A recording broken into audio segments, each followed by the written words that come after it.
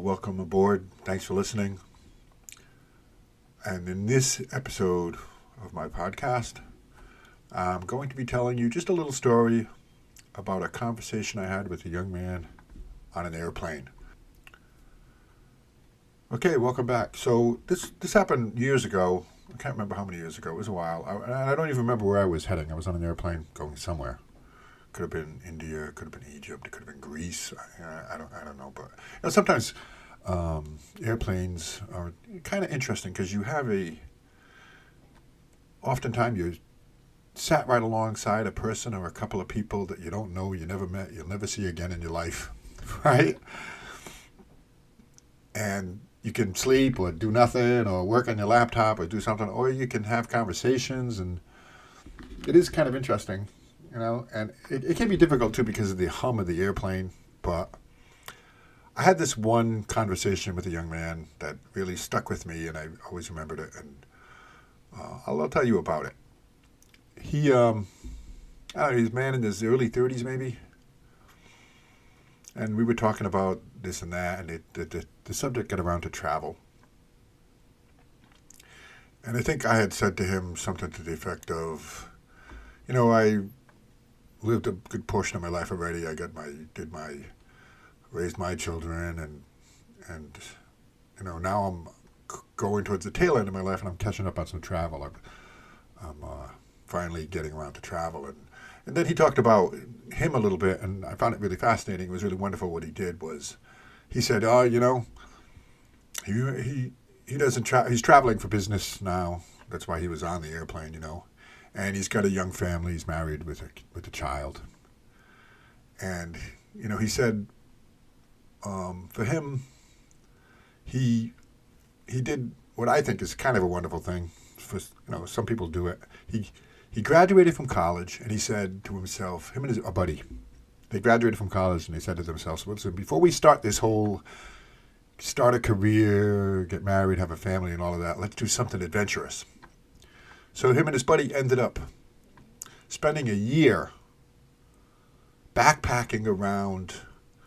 What are those countries? Is that I think it's called the Tibet and Myanmar and what other countries? I think of Nepal, and just all those wonderful. I think also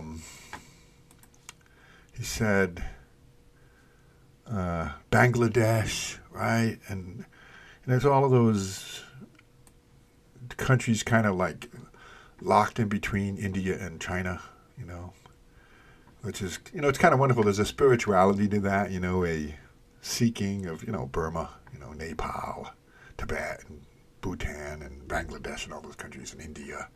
There's a wonderful thing. He said, so they spent a year out of college just backpacking around all those countries.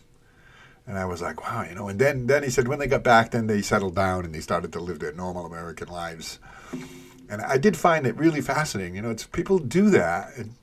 And while you're young and you get the energy and you don't have to eat a lot and you can sleep in little tents and do unusual things. You get the strength for that, and it's kind of fun. I have a family member who did that, although not to Tibet. But I have a family member who did it in mountain ranges here in America. Well, anyway,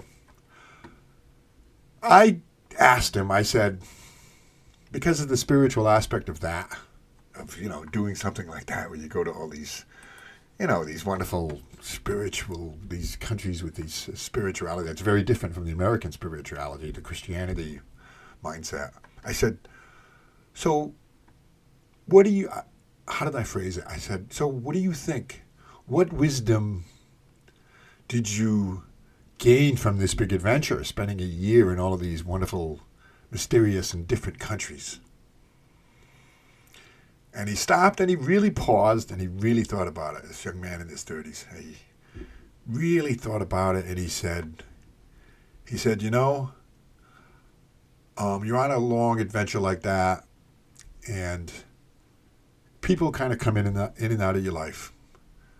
You might be backpacking on the trail with a person or a couple of people or a group for a couple of hours, or you might be backpacking on the trail from one place to another with a person or a group or a stranger for a couple of days or maybe even longer. And I said to him, and this is what I said, and this is what I think this really affected him a lot. I said, kind of like life, huh? And I'll never forget the look on his face. He registered real shock at that. Not a bad shock, but a real revelatory kind of shock. Because I guess when it comes down to it, that is kind of what life like is. It just popped in my head, and it affected both of us. It affected me, and it affected him too. So that's kind of what's going on. You're living your life, and you don't have to be in India or Tibet or, any of these places or, Myanmar or anything like that. You can just be in your city, your little town, your little village, whatever. And throughout the course of your life, and I've seen this, and I guess we've all seen this, it might be just an hour in a restaurant with the waitstaff, or, I don't know, standing at a bus stop with a few other people for 10 minutes while you're waiting for a bus. Or it's family members that it's your whole life. And some family members like cousins or uncles and aunts or nieces and nephews, it's, a day or two here or there, a couple of times a year. And that's a big component of our life. I mean, you have people that spend a little bit of time in presence with them. Some people you spend more time in presence with them, but everyone eventually orbits in and orbits out of your life. So consider that and think about that. And think about how you can make that more enriching.